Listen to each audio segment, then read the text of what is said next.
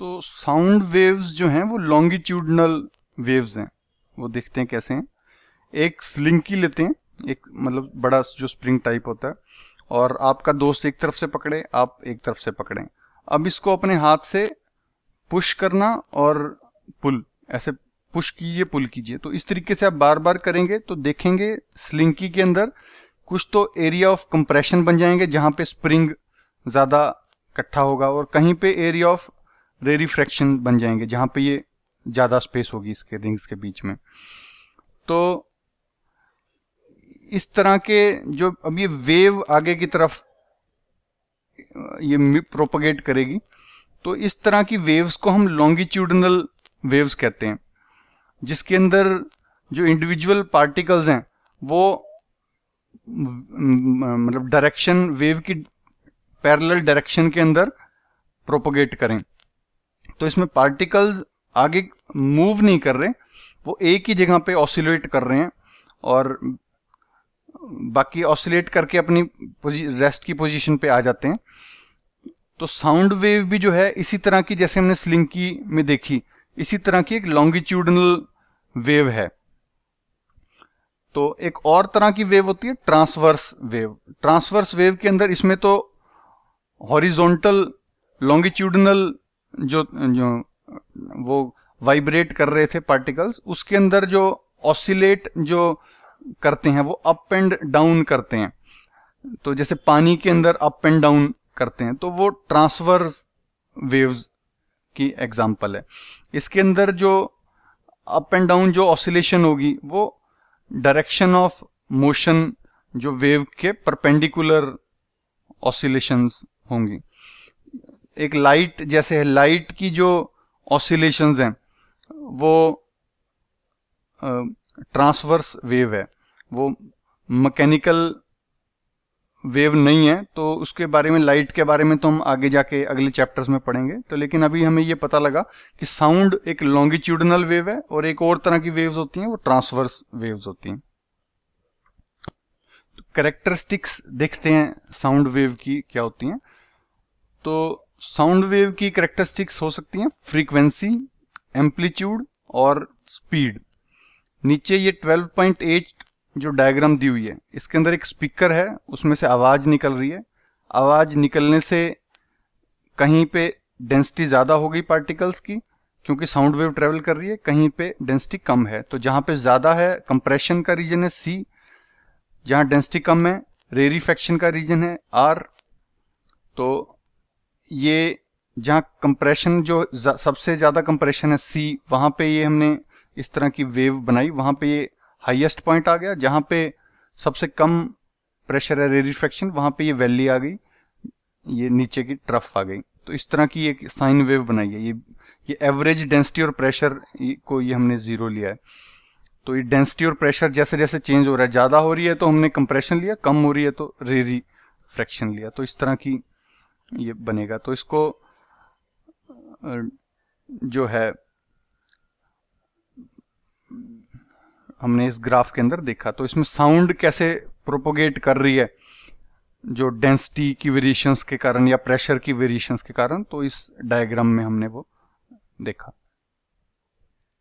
तो इसमें ये देखेंगे कि जो ऊंचे वाले पोर्शंस है उसको हम क्रेस्ट कह रहे हैं, जो नीचे वाले पोर्शन है उसको ट्रफ कहेंगे। तो सी जो पॉइंट्स है कंप्रेशन के और आर पॉइंट्स हैं वो ट्रफ हैं। तो दो हाई जो पॉइंट्स हैं उनके बीच में जो डिस्टेंस है उसे हम कहेंगे वेवलेंथ, या ये दो लो पॉइंट्स भी है उसके बीच का भी डिस्टेंस वेवलेंथ के बराबर होगा। इसको हम ग्रीक वर्ड है लैम्बडा, इसको लैम्बडा कहते हैं। तो वेवलेंथ को लैम्बडा से रिप्रेजेंट करते हैं, और वेवलेंथ की जो यूनिट है वो मीटर है, क्योंकि डिस्टेंस है तो मीटर में मेजर की जाती है ये। तो फ्रीक्वेंसी हम कह सकते हैं कि कितनी फ्रीक्वेंटली कोई इवेंट हो रहा है, उसको हम फ्रीक्वेंसी कहेंगे। जैसे हम ड्रम के ऊपर बजा रहे हैं, ड्रम पे हम जितनी बार मारेंगे तो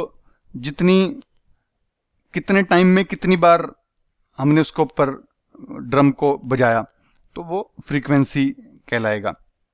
अब जो साउंड के केस में ये प्रोपोगेट कर रहा है मीडियम के अंदर, तो ऑसिलेशंस हो रही हैं इसकी डेंसिटी कम और ज्यादा के अंदर। तो जो मैक्सिमम डेंसिटी और मिनिमम डेंसिटी, एक बार जो मैक्सिमम हुई, मिनिमम हुई, फिर मैक्सिमम डेंसिटी हुई, उसको हम एक ऑसिलेशन कहेंगे। तो कितनी ऑसिलेशंस हो रही हैं एक पर यूनिट टाइम के अंदर, उसको हम कहेंगे फ्रीक्वेंसी ऑफ साउंड वेव। तो ये फ्रीक्वेंसी है काउंट की कितनी कंप्रेशंस हुई पर यूनिट टाइम में या रेरिफ्रैक्शंस हुई पर यूनिट टाइम के अंदर, तो वो फ्रीक्वेंसी कहलाएगी। तो इसको ज्यादातर हम छोटा शब्द है ग्रीक वर्ड न्यू, वी लिखा जाता है तो इसको न्यू बोलते हैं। न्यू के अंदर हम फ्रीक्वेंसी को रिप्रेजेंट करते हैं। SI यूनिट जो है इसकी हर्ट्ज है, HERTZ, और HZ भी इसको हम लिखते हैं सिंबल। और जो टाइम लगा हमें दो कंजक्टिव जो कंप्रेशंस या रेरिफ्रैक्शंस के बीच में, फिक्स्ड पॉइंट्स के बीच में, एक बार मतलब कंप्रेस होने में, रेरिफ्रैक्शन होके दोबारा सेम कंप्रेशन पहुंचने में जो टाइम लगा, उसको हम टाइम पीरियड कहते हैं। तो एक कंप्लीट ऑसिलेशन के अंदर जो टाइम लगता है उसको टाइम पीरियड बोलते हैं। इस टाइम को कैपिटल T के सिंबल से रिप्रेजेंट करते हैं। SI यूनिट इसकी सेकेंड ही होगी क्योंकि टाइम है। तो फ्रीक्वेंसी और टाइम पीरियड को इस तरीके से रिलेट कर सकते हैं कि frequency is equal to 1 divide by time period. तो वायलिन या हम फ्लूट बजाएं, अगर दो किसी ऑर्केस्ट्रा में एक जना वायलिन बजा रहा है, एक फ्लूट बजा रहा है, तो हम दोनों को हम एक साथ दोनों की आवाज सुनाई देगी और दोनों की आवाज हवा में से ही आ रही है, सेम टाइम पे हमारे कानों में पड़ रही है, स्पीड भी दोनों की बराबर ही है। तो लेकिन फिर भी हमें दोनों की, फ्लूट की और वायलिन की आवाज अलग अलग क्यों सुनाई देती है? वो एक साउंड की कैरेक्टरिस्टिक है पिच, क्योंकि इन दोनों की पिच अलग अलग थी तो इसलिए हमें अलग अलग साउंड सुनाई दे रही है। तो हमारा जो ब्रेन है वो फ्रीक्वेंसी किसी साउंड को जो जिस तरीके से इंटरप्रेट करता है उसको पिच कहते हैं। तो अगर किसी की वाइब्रेशन फास्ट होगी सोर्स की, अगर ज्यादा तेजी से वाइब्रेट कर रहा है जो जहां से साउंड प्रोड्यूस हो रही है, तो उसकी फ्रीक्वेंसी भी हायर होगी और उसकी पिच भी हायर होगी। तो हायर पिच का मतलब कि उसमें कंप्रेशन और रेरिफ्रैक्शन ज्यादा होंगे। एक फिक्स पॉइंट से एक यूनिट टाइम के अंदर, सपोज 1 सेकंड में ज्यादा कंप्रेशन और रेरिफ्रैक्शंस पास करेंगे। तो अलग अलग जो साइज की ऑब्जेक्ट्स या अलग अलग कंडीशंस के अंदर जो चीज वाइब्रेट करती है तो उसकी फ्रीक्वेंसी भी अलग होगी और वो जो पिच प्रोड्यूस करती है वो भी अलग होगी। अब जैसे इसमें ये ग्राफ में दिखा रखा है, ये जो साउंड या जो वेव है इसकी लो पिच है, फ्रीक्वेंसी भी लो है और पिच भी लो है। इसमें आप देखेंगे फ्रीक्वेंसी भी इसकी हाई है और ये हाई पिच्ड साउंड है। एक और जो वेव का जो ध्यान देने वाली चीज है वो है एम्पलीट्यूड। तो हमने देखा है कि जो मैक्सिमम डिस्टरबेंस उस मीडियम में प्रोड्यूस हो सके, या फिर अगर मीन निकालें कि कितनी डिस्टरबेंस हो रही है, तो उसको हम मैग्नीट्यूड को हम एम्पलीट्यूड बोलेंगे। तो साउंड के केस के अंदर इसका यूनिट डेंसिटी या फिर प्रेशर हो सकता है। इसको कैपिटल A के अंदर रिप्रेजेंट किया जाता है एम्पलीट्यूड को। तो जो लाउड कोई आवाज हमें सुन रही है उसकी लाउडनेस या सॉफ्टनेस डिपेंड करता है उसके एम्पलीट्यूड के ऊपर। मतलब कितनी तेज सुन रही है या धीरे सुन रही है कोई आवाज, वो उसके एम्पलीट्यूड पे डिपेंड करेगा। तो वो कितनी फोर्स से हम स्टार्टिंग के अंदर स्ट्राइक कर रहे हैं किसी चीज को, या कितनी फोर्स से वो ऑब्जेक्ट साउंड प्रोड्यूस कर रही है, इस पे एम्पलीट्यूड डिपेंड करता है। टेबल को अगर हम धीरे मारेंगे तो कम सॉफ्ट साउंड प्रोड्यूस होगी, जोर की मारेंगे तो तेज साउंड प्रोड्यूस होगी, तो हाई एम्पलीट्यूड की साउंड प्रोड्यूस होगी। और जो लाउड जो साउंड होंगी जिनका एम्पलीट्यूड ज्यादा होगा वो ज्यादा डिस्टेंस तक जा पाएंगी क्योंकि उसमें हाई एनर्जी होगी, और जो सॉफ्ट साउंड होगी वो कम दूरी तक जा पाएगी, चाहे फ्रीक्वेंसी दोनों साउंड्स की सेम हो। इसमें ये दिखाया गया है, ये कम ऊंची है तो इसमें सॉफ्ट साउंड है, ये आपको ज्यादा एम्पलीट्यूड दिख रहा है इसके अंदर, तो ये लाउडर साउंड है और ये ज्यादा दूर तक जाएगी। एक क्वालिटी ऑफ टिम्बर, एक क्वालिटी ऑफ साउंड या टिम्बर ऑफ साउंड भी एक कैरेक्टरिस्टिक है जो डिस्टिंग्विश करती है एक तरह की साउंड को दूसरी तरह के साउंड से। सपोज दो साउंड की सेम पिच है, मतलब फ्रीक्वेंसी सेम है और लाउडनेस जो एम्पलीट्यूड भी सेम है, लेकिन उनका टिम्बर या क्वालिटी फिर भी अलग अलग हो सकती है। तो अगर साउंड की फ्रीक्वेंसी सेम है तो उसको एक टोन की साउंड बोलेंगे। मान लो दो तरह की साउंड्स हैं, उनकी फ्रीक्वेंसी सेम है तो उसको सिंगल टोन बोला जाएगा, एक टोन है वो। तो क्योंकि हम साउंड प्रोड्यूस कर सकते हैं जिनकी फ्रीक्वेंसी अलग अलग हो, ऐसी साउंड जिसकी फ्रीक्वेंसी अलग अलग तरह की हो, जिसके अंदर मिक्सचर हो फ्रीक्वेंसीज की, अलग अलग फ्रीक्वेंसीज की, तो उस साउंड को हम नोट कहेंगे। और ये सुनने के अंदर सुरीली या अच्छी लगती है, हमें प्लेजेंट लगती है जो ये साउंड है। इसके उलट जो नॉइस है वो अनप्लेजेंट हमारे ईयर्स को लगती है, और म्यूजिक प्लेजेंट लगता है। तो म्यूजिक जो है वो रिच क्वालिटी का माना जाता है। तो जो साउंड की स्पीड को हम डिफाइन करेंगे कि कितना डिस्टेंस एक जो वेव के ऊपर एक पॉइंट है वो, जैसे कि रेरिफ्रैक्शन या कंप्रेशन का, वो कितना ट्रेवल करे एक यूनिट टाइम में।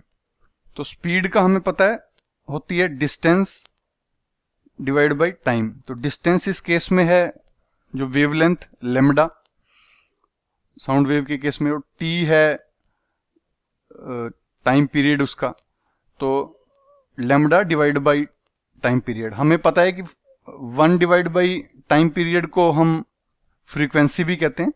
तो स्पीड इज बन जाएगी इसकी lambda multiply by frequency. Speed is equal to speed of sound wave is equal to wavelength multiply by frequency.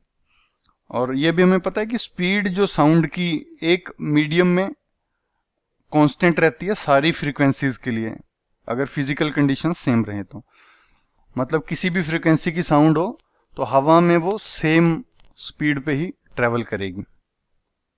एक एग्जांपल करते हैं, इसमें हमें साउंड वेव की फ्रीक्वेंसी बताई है 2 किलोहर्ट्ज और वेवलेंथ 35 सेंटीमीटर। तो हमें ये पता लगाना है कि 1.5 किलोमीटर कितने टाइम में वो ट्रेवल करेगी। तो फ्रीक्वेंसी है 2 किलोहर्ट्ज, किलो का मतलब 1000, तो 2000 हर्ट्ज फ्रीक्वेंसी है। वेवलेंथ है लैम्डा 35 सेंटीमीटर, इसको मीटर में डिवाइड करेंगे 100 से तो 0.35 मीटर बन जाएगा।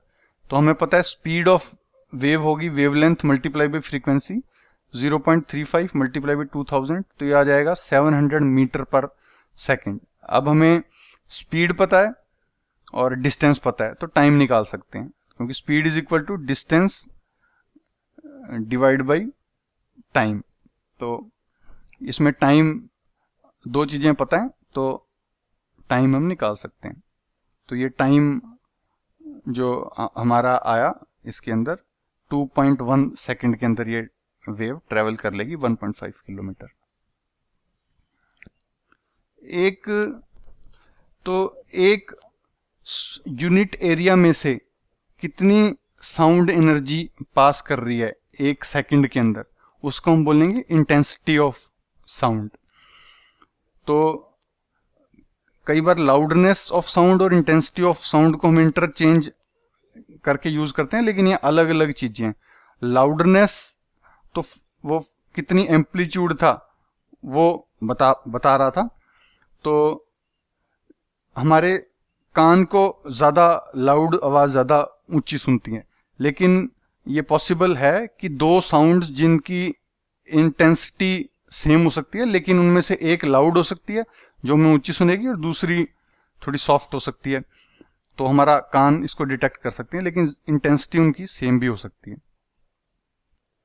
तो स्पीड ऑफ साउंड अलग अलग मीडियम्स में कैसे वेरी करेगी वो देखते हैं। हमें पता है कि साउंड प्रोपेगेट करती है एक मीडियम पे, एक फाइनाइट स्पीड पे, मतलब एक फिक्स्ड स्पीड के ऊपर प्रोपेगेट करती है।